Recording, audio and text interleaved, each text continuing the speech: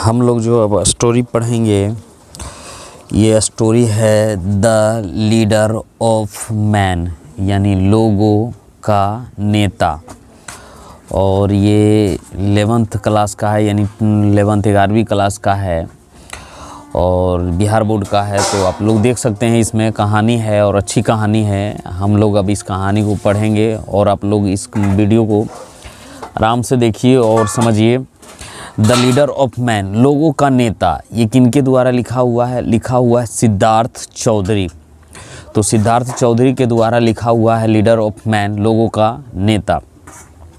तो सिद्धार्थ चौधरी बॉर्न 1974, यानी इनका जन्म, सिद्धार्थ चौधरी जी का जन्म हुआ था 1974 ईस्वी में। फिर बॉर्न हुआ यानी जन्म हुआ, एंड मतलब और, बॉर्न एंड ब्राउट अप का मतलब होता है पालन पोषण, ब्राउट अप का मतलब पालन, जन्म हुआ और पालन पोषण हुआ इन पटना में इनका क्या हुआ? पटना में इनका पालन पोषण और जन्म पटना में हुआ, है ना। नौ मतलब अब, लिव्स अब रहते हैं, लिव्स मतलब रहते हैं, अब रहते हैं इन न्यू दिल्ली, अब कहाँ रहते हैं? ये न्यू दिल्ली में रहते हैं। एंड और वर्क्स काम करते हैं फॉर ए पब्लिशिंग हाउस, एक पब्लिकिश हाउस के लिए ये काम करते हैं, ठीक है, पब्लिकिश हाउस के लिए काम करते हैं। ही इज ए प्रोमिसिंग का मतलब होता है होनहार, वह एक होनहार फिक्शन यानी काल्पनिक, हुआ एक होनहार फिक्शन यानी काल्पनिक राइटर, यानी एक होनहार काल्पनिक राइटर हैं। एंड मतलब और, ट्रांसलेटर यानी क्या है? ट्रांसलेटर है यानी अनुवादक, हुआ एक प्रोमिसिंग यानी एक होनहार काल्पनिक राइटर, और क्या है? ट्रांसलेटर है। एज मतलब जैसे, एक राइटर के रूप में। हीज इम्पोर्टेंट उनकी महत्वपूर्ण वर्क्स यानी कृतियाँ इंक्लूड है, यानी उनकी महत्वपूर्ण कृतियाँ इंक्लूड है यानी सम्मिलित है। पटना रफ कट एक किताब है, उसमें महत्वपूर्ण उनकी जो कृतियाँ है, किताब जो लिखे हुए उनमें इसमें सम्मिलित है, ठीक है। ए नोवेल है, वो क्या है? पटना रफ कट एक नोवेल है यानी एक उपन्यास है, बीच जिसमें is a heartfelt homage to his home town, है ना, जिसमें अपने शहर के श्रद्धांजलि उन्होंने दिया है, ठीक है। ये नोवेल जिसमें पटना रफकट है, उसने अपने नोवेल में क्या दिया? श्रद्धांजलि दिया अपने होम टाउन को, है ना। एंड मतलब और, दीक्षा एट संत मैरिटीन एज बीच इज अ मेरिविक collection of short story based of the lives of young people in Patna and New Delhi. क्या है? एंड मतलब और, दीक्षा जो संत मेरी एक किताब है जिसमें मैवरिक मतलब घुमक्कड़ वाली ज़िंदगी, है ना, जिसमें घुमक्कड़ वाली ज़िंदगी, जो कलेक्शन ऑफ शॉर्ट स्टोरी, लघु कहानियों का संग्रह है। और कैसा संग्रह है? घुमक्कड़ वाली ज़िंदगी का संग्रह, है ना। बेस्ट जो आधारित है on the lives and loves young people lives in Patna, Patna और न्यू दिल्ली में जो यंग पीपुल रहते हैं, उनकी प्यार और ज़िंदगी के ये कहानी इस कहानी आधारित है, लघु कहानी पर आधारित है। एज अ ट्रांसलेटर, एक ट्रांसलेटर के रूप में, कौन? Siddharth Chaudhary. His major work, उनका जो बहुत बड़ा काम है, इज़ द हिंदी ट्रांसलेशन, उसने क्या किया था? हिंदी ट्रांसलेशन किया था। किस बुक को? ऑफ इलियट विगनवेयर्स को, इलियट विगनवेयर को उसने हिंदी में ट्रांसलेट किया था। ये प्रोज और पोयम, ये कैसा था? गद्य और कविता टाइप का था। द स्टार था फॉर, और ये स्टार था for the museum of modern art था, जिसको हम लोग शॉर्ट में कहते हैं मोमा। क्या कहते हैं? म्यूजियम, हाँ, मोमा यानी मोमा के लिए। न्यूयॉर्क इन 2005 में न्यूयॉर्क में द लीडर, इसने ये बोला कि हिंदी किया था, कहाँ किया था हिंदी? अमेरिका में, है ना। The leader of a man, जो लोगों का नेता, टेकन फ्रॉम दिखता एट संत मार्टिन। ये किताब से उसका छोटा सा लिया गया है, संत मार्टिन किताब से लिया गया है। इज अ ट्रेजेडी, ये क्या है? एक ट्रेजेडी यानी एक दुखंद कहानी है, स्टोरी एक दुखंद कहानी है ऑफ अ पुअर मैन, एक पुअर मैन की, एक गरीब आदमी की दुखंद कहानी है। हार्डशिप मतलब कष्ट, इन अ सिटी लाइफ, जो कष्ट है सिटी यानी नगर के भीड़ भाड़ में, विथ द सोशल प्रेजुडिस और सामाजिक जो भेदभाव होता है उसी के ये कहानी है। ठीक है, तो हम लोग आगे बढ़ते, ये कहानी समझ में आ गया होगा। तो मतलब ये सिद्धार्थ चौधरी के बारे में लिखा हुआ है। अब हम लोग मेन कहानी यहाँ से पढ़ें। अब कह रहा है the leader of a man, यहाँ से पढ़ेंगे। ही was one of the replacement guard, है ना, जो रिप्लेसमेंट गार्ड के बदले में वह आया था, है ना, वह आया था। डैट मतलब यहाँ पूरा पढ़ लेते हैं। He was one of the replacement guard that came to work in our apartment building at the end of November, है, नवंबर के अंत में वह आया था। रिप्लेसमेंट गार्ड के बदले में क्या हुआ था? वह आया था जो आया था क्या करने? काम करने हमारे अपार्टमेंट बिल्डिंग में। और नवंबर के अंत में, समझ रहे ना, बहुत सारा एजेंसियाँ अथी रहता है, जो गार्ड का एजेंसी रहता है वो गार्ड बदली हो जाता है, तो उसके बदले में जो आया था वो हमारे बिल्डिंग में काम करने के लिए, लेखक के बिल्डिंग में। और कब? मतलब नवंबर के अंत में। तो ये आया था। देयर आर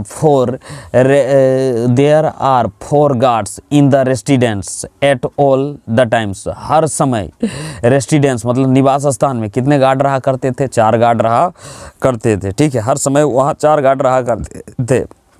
2 ऑफ देम, उनमें से 2 work in the day time, उनमें से 2 जो काम करता था किन में? दिन टाइम में, दिन समय में। And the other 2 at night, और 2 जो अदर था वो रात में काम करता था। दे स्टे, वे ठहरते थे। इन अ पुक्की मतलब होता है छोटा या स्मॉल, पुक्की लिटिल सर्वेंट, लिटिल मतलब छोटा, सर्वेंट नौकर, क्वार्टर्स में ठहरा करते थे, है ना। Near the parking lots, near the parking के बगल में, यानी जहाँ पार्किंग लॉट उसे कहते हैं जहाँ गाड़ी लगता है उसको बोलते हैं parking lot. And are not allow, और उन्हें अनुमति नहीं था। To keep their families in there, और उन्हें अनुमति नहीं था अपना परिवार वहाँ रखने के लिए। Most of these security guards are lazy miserable fellow, क्या कर रहा? मोस्ट ऑफ दीज गार्ड, उनमें से अधिकांश जो गार्ड था यानी सुरक्षा सिक्योरिटी गार्ड था, आर लेजी कैसा था? सुस्त था। मेजरेबल मतलब होता है कष्ट या गरीब लोग या दुखी लोग। फेरेबल मतलब कष्ट या दुखी लोग। मेजरेबल का मतलब दुखी लोग रहते थे। फेलो मतलब लोग होता है ना। हु जो आर इट सीम्स, ऐसा लगता था, जो जस्ट कंस्टेंट वो संतुष्ट था। सर्वाइव समवन, किसी तरह वो संतुष्ट था, यानी जीवन घसीट रहा था, पीट रहा था ये काम करके, समझ रहे हैं, सिक्योरिटी गार्ड में। मोस्ट ऑफ देम, उनमें से अधिकांश, आर इलिटरेट, वो क्या है? उनमें से अधिक क्या रहता था? इलिटरेट, यानी मतलब इलिटरेट का मतलब उसमें से अधिकांश अशिक्षित रहता था। ठीक है। एंड मतलब और ऑफ द लोअर कास्ट, और कैसा कास्ट के रहते थे? लोअर कास्ट यानी नीची जाति के लोग रहते थे। एंड मतलब और एडमिस्ट का मतलब सभी के बीच में, उसके बीच में द ग्लिफ्सिंग मतलब चमकता हुआ, क्रोम्स जो चमक रहा था, क्रोम्स के उस पर क्रोम्स चमक रहा था। ऑफ द शाइनिंग कार के में जो क्रोम्स एक पदार्थ होता है उसके ऊपर में जो चमक रहा था। देयर पॉवर्टी, जो उनकी गरीबी, स्टैंड जो खड़ा था। आउट इन ग्लेमिंग कंट्रास्ट, मतलब अलग होना, मतलब अलग दिखना। जो क्या कह रहा? चार्मिंग, चमकती कार के आगे जो कार थी, जो ग्लेमिंग चमक रहा था, उनकी जो गरीबी थी, स्टैंड एक दूसरे अलग तरह से उसको दिख रहा था। मतलब कहने का मतलब यहाँ का ये कि ताजमहल के सामने उसका झोपड़ी की तरह दिख रहा था, है ना। So I was taken by surprise when I first saw Roop Singh, last December, है ना, December when I was back in Patna for the winter vacation. So इसलिए जब मैं पहली बार देखा, इसलिए मैंने पहली बार देखा तो मैं क्या रहा, इसलिए जब मैंने पहली बार देखा किसको, रूप सिंह का, तो मैं सरप्राइज हो गया। जब मैंने रूप को पहली बार देखा तो मैं सरप्राइज था, आश्चर्यजनक था। और कब देखा था, last December when I was back in Patna, जब मैं पटना आया था लौट के। कब, सर्दी के मौसम में जब मैं लौट के आया तो उसे पहली बार देखा तो मैं सरप्राइज रह गया, मतलब आश्चर्य रहा। He was not at all like the other guard, वह सभी के तरह नहीं था, है ना, सभी गार्डों के तरह वह नहीं था। He was around 5 feet 5 feet 10 inch, है ना, वो लगभग 5 फीट 10 इंच का था। बेल वेल्ट, और लंबा तगड़ा था। हेड ए लॉन्ग शार्प, उसके पास एक लंबा और क्या है, शार्प मतलब खड़ा पिट्रेशियन नोज, और लंबा खड़ा नाक था, यानी खानदानी नाक था। एंड ग्लोरियस मतलब और शानदार, जो लाइट मतलब चमक रहा था, ब्राउन मतलब भूरा, शानदार चमक रहा था। मुस्टेंड उसकी मूछे, that cover the upper lips, और उसके जो मूछे थी सब चमक रहा था और कवर था, घेरा हुआ था ऊपर लिप्स को। एंड द क्यूरल, और क्यूरल्ड था एट द एंड, और अंत में इन द डिफेशियंट फ्लोरिस, और उस अंत में क्या था, उसका जो डिफिलियस मतलब कड़क, फ्लोरिस मतलब फैला हुआ, उसका क्या था, मोछ था, जो फैला हुआ, बाद में जो अंत में हो जाता बहुत सारा मोछ फैल जाता, उसका फैला हुआ मोछ है ना। He did credit to his name, वो अपने नाम के अनुसार उनका नाम था, ठीक है। रूप सिंह का मतलब जो भी था उसका नाम था, रूप सिंह के अपना नाम था, उसका क्या था, रूप सिंह उसका नाम था, वो अपने नाम के अनुसार को शोभा दे रहा था, है ना। हिज यूनिफॉर्म बाज ऑलवेज आयरन, उनका जो यूनिफॉर्म था हमेशा क्या रहता था, आयरन रहता था। एंड आयरन एंड क्रीज मतलब साफ और सुथरा। And the shoes were gleaming black, और उनका जो जूता था एकदम चमका करता था, काला रोई। He was so different from his little brethren, वो सभी से जितने उनके छोटे गार्ड थे, ब्रोदरन मतलब होता है एक जैसे समूह के लोग, तो ब्रोदरन उनके जितने भी गार्ड थे उनसे ये अलग दिखता था।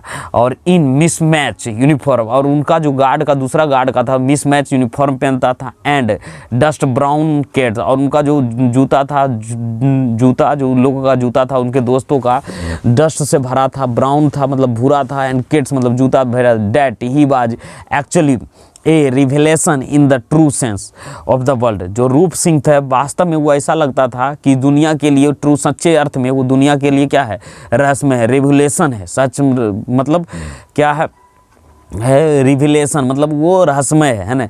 ही simply did not fit at all, वो सभी के, वो साधारण रूप से इस काम में वो सही से नहीं बैठता, वो सभी के अनुसार वो नहीं था, है ना। यहाँ तक देखते हैं।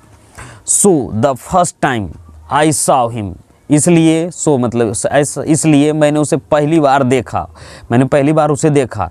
He was the reception counter, वो कहाँ था, रिसेप्शन काउंटर पर था। इन द लॉबी, और लॉबी था एक छोटा सा रूम रहता है, रिसेप्शन काउंटर उसी को बोलते हैं lobby. And was getting a dressing down from the mister Kedia, तो क्या मैंने उसे पहली बार क्या दे रिसेप्शन काउंटर और लॉबी के रूम में।